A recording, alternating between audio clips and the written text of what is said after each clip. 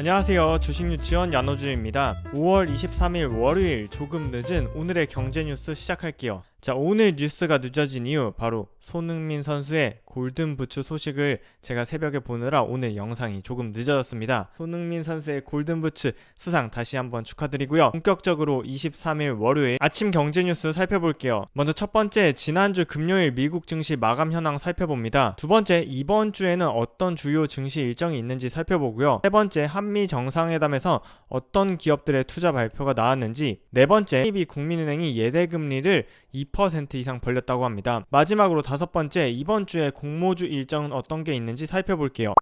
지난주 금요일 뉴욕 증시는요, 전날에 이어 보합권에서 마감했습니다. 다우지수는 0.03% 상승, 나스닥은 0.3% 하락, S&P 지수는 0.01% 상승하면서 3대 지수가 혼조세로 마감한 건데요. 지난주 금요일 상승 출발했던 3대 주요 지수는요, 경기 침체 우려를 이겨내지 못하고 장중에 S&P 지수가 2%까지 하락할 정도로 큰 폭으로 하락했지만 장 막판에 다행히 낙폭을 만회했습니다. 특히 S&P 지수는요, 장중에 2% 이상 하락하면서 고점 대비해서 20% 이상 하락하는 약세장에 잠시 진입했었는데요. 다행히 장 막판 지수가 상승하면서 마감 시점 기준으로는 전고점 대비 19% 하락한 약세장 진입 문턱에 걸쳤다고 하네요. 나스닥 지수는 이미 전고점 대비해서 29% 이상이 하락한 상태라 이미 진작에 약세장에 진입했습니다. 나스닥은 특히 7주 연속 주간 단위 하락세를 보이면서요, 2001년 닷컴 버블 이후에 최장기간 주간 하락세를 보였다고 하네요. 다우지수도 8주째 내리막을 걸으면서요, 90년 만에 최장기간 동안 하락을 했다는 한국경제 기사 조금 더 자세히 살펴볼게요. 미국 뉴욕 증시가 베어마켓이라고 불리는 약세장에 다다랐다는 분석이 지속적으로 나오고 있는데요. 이 약세장의 근거는 바로 고점 대비 20%가 내리면 베어마켓에 진입한 것으로 전문가들은 봅니다. 다우지수는요, 주간 단위로는 2.9% 하락해서 8주 연속으로 주간 단위로 하락했는데요. 이러한 8주 연속 하락세는 무려 1932년 4월 이후 90년 만에 최장기간 주간 하락이라고 합니다. 이렇게 미국 증시가 크게 하락한 이유는 바로 미국 중앙은행의 고강도 긴축정책 예고와 치솟는 인플레이션, 경기 침체에 대한 불안이 투자 심리를 악화시켰기 때문인데요. 이러한 상황에 더해서 주요 투자은행들은 경기 침체가 발생할 수 있는 가능성이 높아졌다며 연일 경고를 날리고 있죠. 도이치뱅크는 경기 침체가 일어나면 S&P 지수가 3,000선까지 빠질 수 있다고 예상하면서요, 앞으로 20% 이상 추가 하락할 수도 있다는 경고를 내놓았고요. 지난주 야너주의 마감 시황에서도 살펴본 골드만삭스의 전망은 향후 2년간 미국 경기가 침체될 가능성이 35%로 전망했었죠. 모건 스탠리 역시 18일 1년 이내에 미국 경기가 후퇴할 확률을 27%로 보는 등 주요 투자은행들이 미국 경제가 침체에 들어설 확률을 20에서 30%로 보고 있는 상황입니다. 자, 따라서 미국 증시의 전문가들은 증시가 소폭 오르면 매도에 나서야 한다면서 현금 확보를 외치고 있는데요. 반대로 서학개미들은 여전히 저점 매수에 나서고 있는 모양새라 과연 앞으로 어떻게 증시가 나아갈지 유의 깊게 지켜봐야겠습니다. 자, 두 번째 뉴스는 이번 주 주요 증시 일정입니다. 5월 23일 월요일부터 다보스 포럼이 열리고 있고요. 내일인 24일에는 쿼드 정상회의가 미국, 한국, 일본, 호주, 인도 등의 참여로 열릴 예정입니다.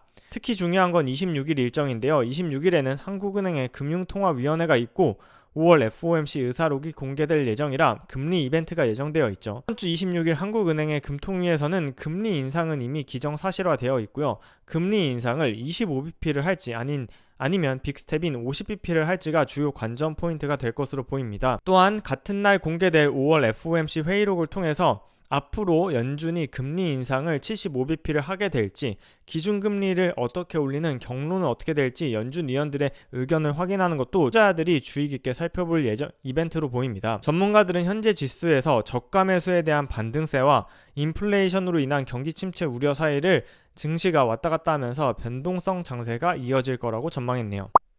자, 세 번째 뉴스입니다. 20일부터 22일까지 2박 3일간 열렸던 한미 정상회담이 끝이 났는데요. 바이든 대통령은 한국에서 땡큐를 연신 외쳤는데 과연 재계의 투자 보따리 무엇을 풀고 무엇을 얻었는지 살펴보도록 하겠습니다. 22일 하얏트 호텔에서는 바이든 대통령을 단독 면담한 후에 현대차의 정의선 의장이 로봇, 도심 항공우주, 자율주행 등에 추가로 50억 달러를 투자하겠다는 발표를 하면서 미국의 총 105억 달러, 한화로 13조 원이 넘는 투자 금액을 밝혔죠. 첫날 바이든 대통령이 방문했던 삼성전자는 이미 작년에 제2파운드리 공장을 170억 달러를 들여서 짓는 것을 발표하기도 했습니다. 그래서 이번 한미 정상회담에서는 안보 동맹에서 경제 안보 동맹으로 넘어갔다는 평가를 받고 있는데요. 한미 정상회담의 공동 선언문에는 원전 산업 기술 개발을 위한 전략적 협력을 강화한다는 내용이 들어가 있고, 한국이 미국 주도의 IPEF에 참여한다는 방침도 확정되었으며, 한미 정상은 방산 분야에 있어서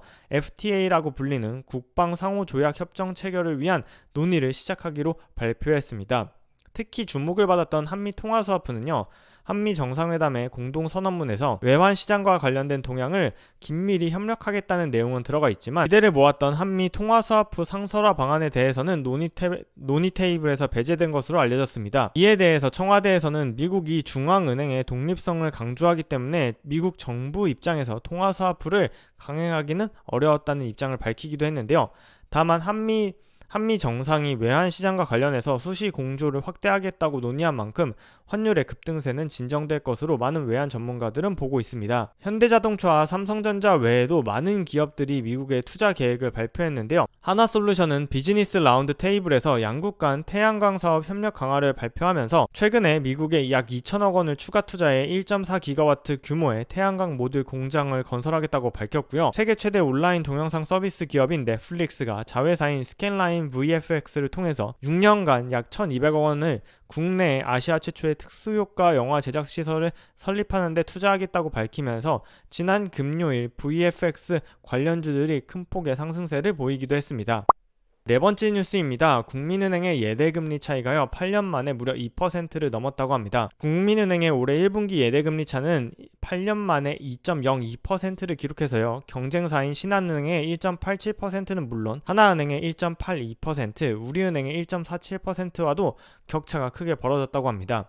국민은행이 이렇게 4대 시중은행 중에서 가장 큰 예대금리 차를 확보할 수 있었던 이유는 바로 연 0.1에서 0.35%의 이자만 주면 되는 핵심 예금인 요구불 예금을 가장 많이 보유하고 있기 때문에 예대금리 차를 벌릴 수 있었다고 하는데요. 국민은행이 이렇게 핵심 요구불 예금을 많이 보유할 수 있는 건 서민은행으로 출발해서 많은 지점과 점포수를 가지고 있기 때문인데, 그러한 만큼 인건비와 임대료로 들어가는 판매 관리 비용 또한 크다는 단점이 존재한다고 기사는 밝혔네요. 최근 금리 인상기에 배당주 투자, 은행주 투자에 관심이 많은 분들이 계실 텐데요. 과연 앞으로 은행들이 이러한 예대금리 차이를 지속해서 확대해 나갈 수 있는지도 살펴봐야겠습니다. 자, 마지막 뉴스입니다. 이번 주 공모주 일정 살펴볼게요. 이번 주에는요, 바로 청담 글로벌이 24일, 25일, 화요일, 수요일 날 공모 청약을 진행하고요. 목요일인 26일에는요, 하나금융스펙 22호가 증시에 상장합니다. 이번 주에는 특히 의무 보유 확약 해제 일정이 많은데요.